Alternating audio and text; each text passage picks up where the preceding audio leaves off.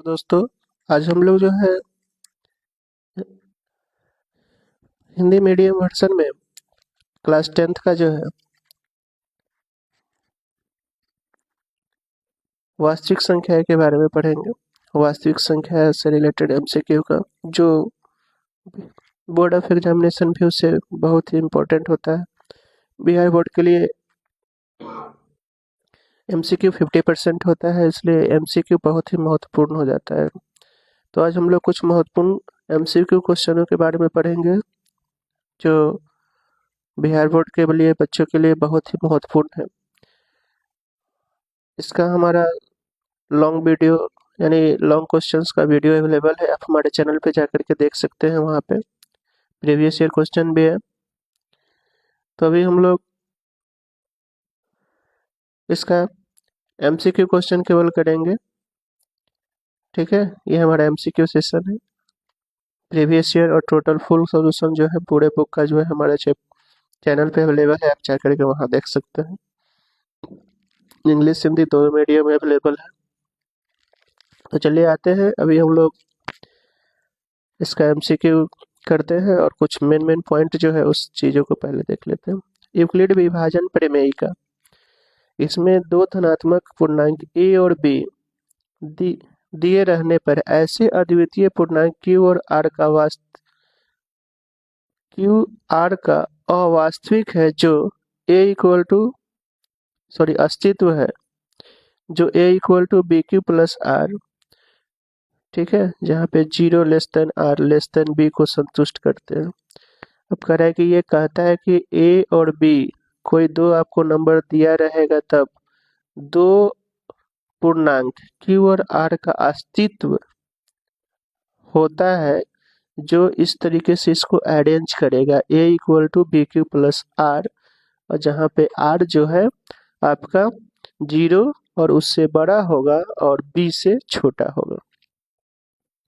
दो धनात्मक पूर्णांकों मान लीजिए सी और डी, जिसमें सी आपका बड़ा है डी छोटा है, तब एचसीएफ प्राप्त करते हैं तो यूक्लिड डिवीजन का हम लोग प्रयोग करेंगे। अब इसमें अगर c equal to D Q plus R लिखते हैं, अगर r 0 आ जाता है जिस केसेस में, तो जो है c और d का एचसीएफ आपका d हो जाएगा। यानी जिससे डिवाइड कर रहे हैं, अगर वो पूरे तरीके से उस नंबर को डिवाइड कर देता है तो उसका एचसीएफ वही होगा, ठीक है। दूसरा, इस प्रक्रिया को तब तक जारी रखिए जब तक कि शेष फल शून्य न प्राप्त हो जाए, यानी कंटिन्यू तब तक डिवाइड किया जाता है जब तक कि रिमाइंडर 0 ना हो। अगर 0 नहीं हो पाएगा तब तक उस स्टेप को आगे बढ़ाते जाना, यानी पूरे तरीके से कटना चाहिए। नहीं कटेगा तो स्टेप को कंटिन्यू करते हैं। जूनियर सेक्शन में भी यानी छोटे क्लासेज में 4-5 में भी आप लोग एचसीएफ निकालना पढ़ चुके हैं, वही प्रोसेस है, लेकिन यहाँ जो है ये डिवीजन एल्गोरिथम के ऊपर बैठाना पड़ता है। दूसरा, उसके बाद है अंक गणित की आधारभूत प्रमेय, ठीक है।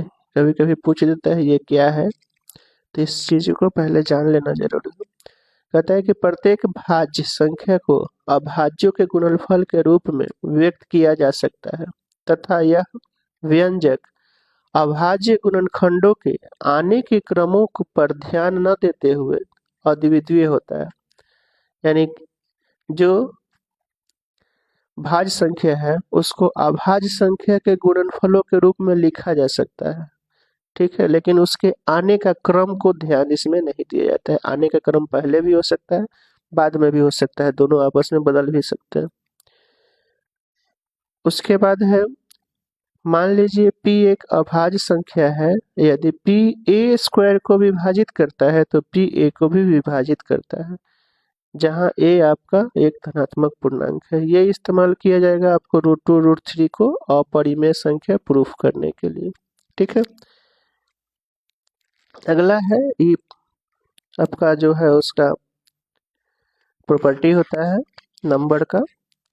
एक परिमेय और एक अपरिमेय संख्याओं का योग या अंतर एक अपरिमेय संख्या होती है। ठीक है, यानी एक परिमेय है एक वो अपरिमेय है, तो दोनों को जोड़ेंगे या घटाएंगे तो दोनों जो है आपका अपरिमेय ही होगा। एक शून्येतर परिमेय संख्या को एक अपरिमेय संख्या का गुणनफल या भागफल एक अपरिमेय संख्या होता है। अब कह रहा है कि एक परिमेय और एक अपरिमेय संख्या को गुणनफल और भागफल दोनों जो है आपका अपरिमेय संख्या होता है। तो ये सब प्रॉपर्टी है, इसको याद रखेंगे और उसके हिसाब से जो है हम लोग क्वेश्चन को सॉल्व करते हैं।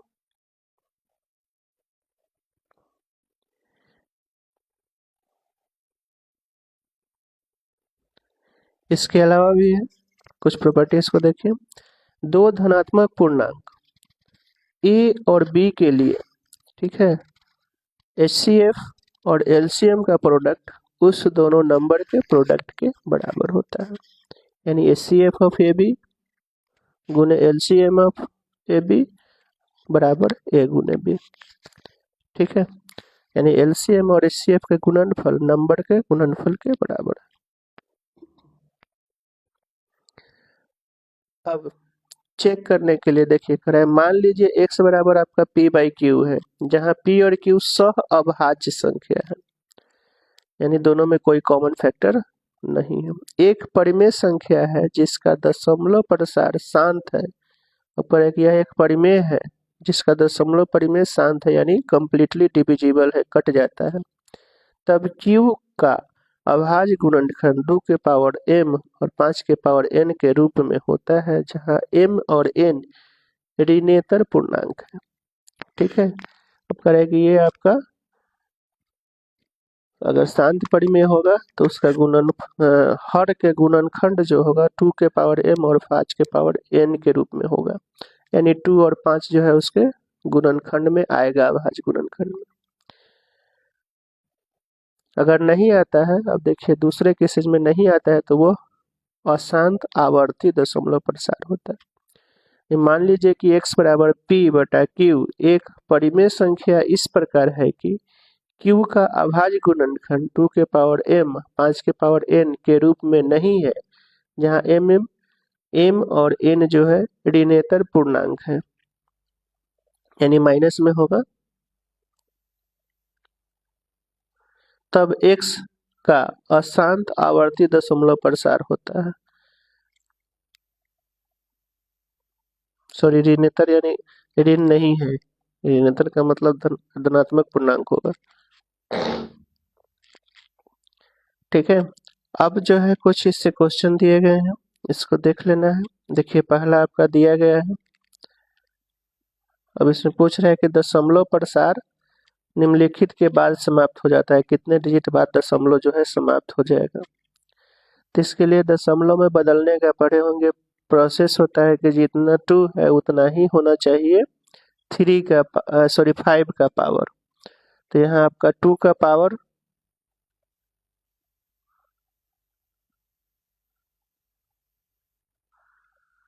देखिए 2 का पावर 2 है तो 5 का भी, यानी घात जिसको बोलते हैं हिंदी में, 5 के भी घात 2 होना चाहिए। इसके लिए आपको आंसर हर दोनों में मल्टीप्लाई करना पड़ता है। तो ऊपर गुना कीजिएगा 165 है, बाई में ये 10 के पावर 10 के पावर 2, तो जितना 10 का पावर होगा उतना ही डिजिट बाद जो है समाप्त हो जाता है। तो 2 स्थान बाद, क्योंकि 10 के पावर 2 आ रहा है तो 2 स्थान बाद आपका समाप्त हो जाएगा। आंसर भी देखिए आपका बी दिया हुआ है। तो इस तरीके का जब भी आपको चेंज करना होगा तो इस तरीके से आप चेंज करेंगे, आ जाएगा। तो 2 डिजिट 2 दशमलव स्थान के बाद समाप्त हो जाएगा यह नंबर।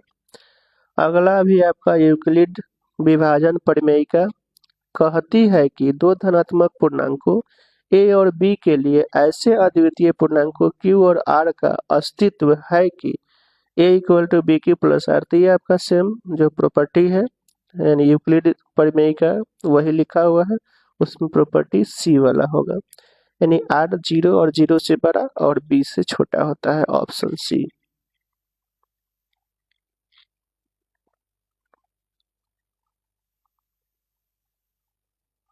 ठीक है, अब कुछ एक्सरसाइज का क्वेश्चन है, देख लेते हैं इसका। ये सब बोर्ड के व्यू से बहुत ही वेरी वेरी इंपॉर्टेंट क्वेश्चन सब है। देखिए, इसमें है आपका किसी पूर्णांक m के लिए प्रत्येक सम पूर्णांक निम्नलिखित रूप का होता है। अब कोई भी पूर्णांक कह रहा है m के लिए सम पूर्णांक, तो सम जो होता है 2 का मल्टीपल यानी 2 के गुणनफल में होना चाहिए, तो 2 का गुणनफल में आएगा 2m। ठीक है।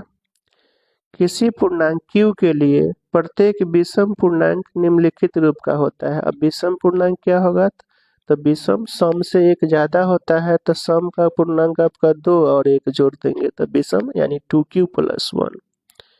किसी भी q के लिए विषम पूर्णांक 2q + 1 होगा और सम पूर्णांक 2m होगा m के लिए। ठीक है।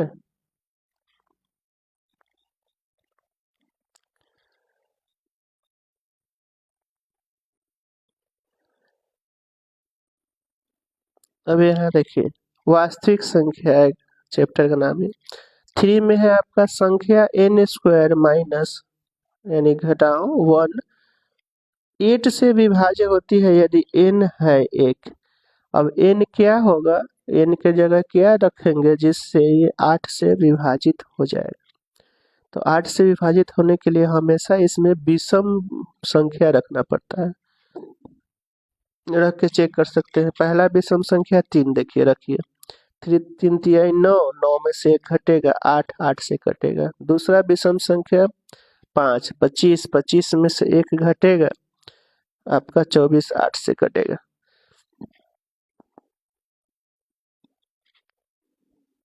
तो इसमें n की जगह आप केवल विषम संख्या रखेंगे तभी जो है वो 8 से कटेगा। ठीक है।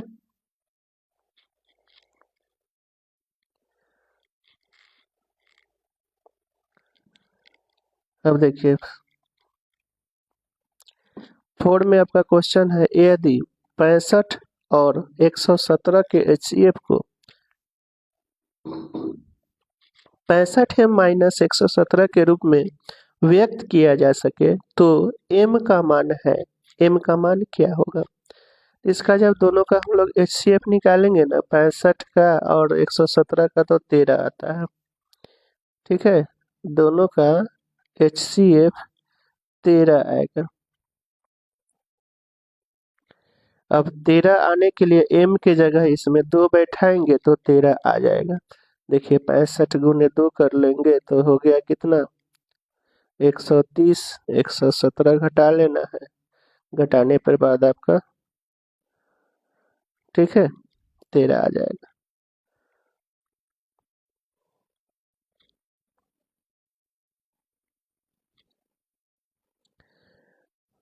5 में आपका है, वह सबसे बड़ी संख्या जिससे 70 और 125 को विभाजित करने पर क्रमशः शेषफल 5 और 8 प्राप्त होता है।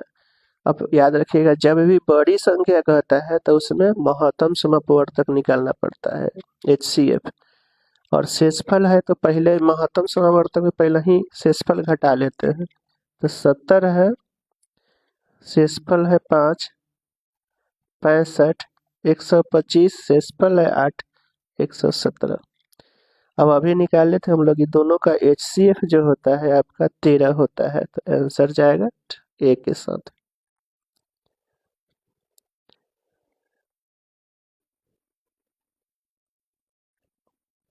ठीक है। आते हैं अगला क्वेश्चन पे, 6 नंबर। यदि दो धनात्मक पूर्णांक a और b को a बराबर दिया हुआ है x³ और b बराबर है xy³ के रूप में व्यक्त किया जाए जहां x और y अभाज्य संख्या है, तो HCF a और b का है, HCF क्या है। तो HCF में जो दोनों में कम पावर वाला है उसको लेते हैं। अगर मिल रहा है तब, नहीं मिल रहा है तो इसमें कोई मतलब है नहीं, जो मिल रहा है उसके कम पावर वाला दोनों में मिलेगा तभी। तो देखिए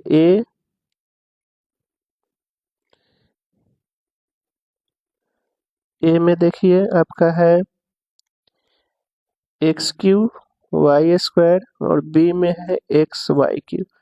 तो एच सी एफ अभी बताए हैं दोनों में से मिलेगा तो कम पावर, तो एक्स यहाँ और वाई में कम पावर 2 है, तो X Y square option B. ठीक है।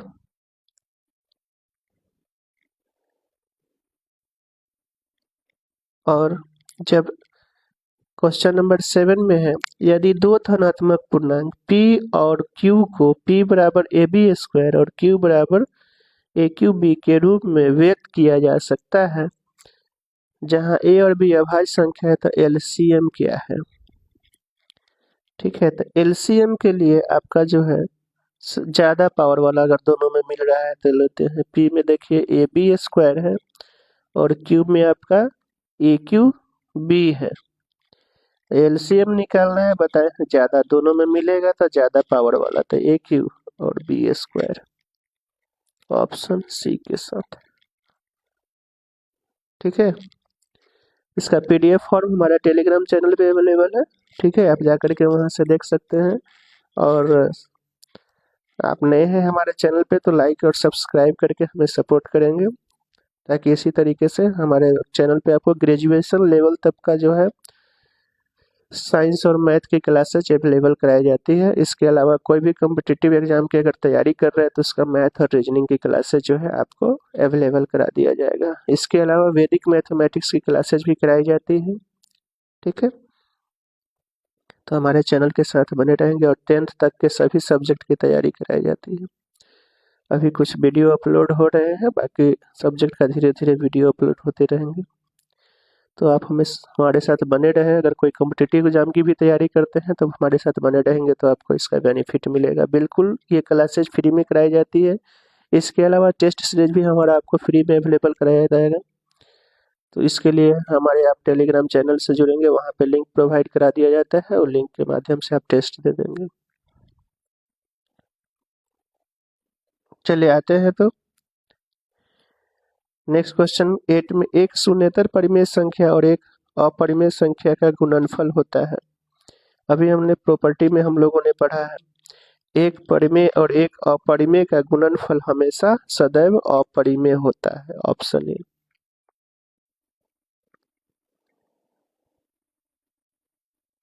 क्वेश्चन है 9 नंबर में, 1 से 10 तक की संख्याओं दोनों सम्मिलित है में से सभी संख्याओं से विभाज्य न्यूनतम संख्या है। इसके लिए आपको 1 से लेकर के 10 तक का लघुत्तम निकालना पड़ेगा। लघुत्तम निकाल लेंगे, निकालने के बाद 2520। ठीक है, ये आएगा।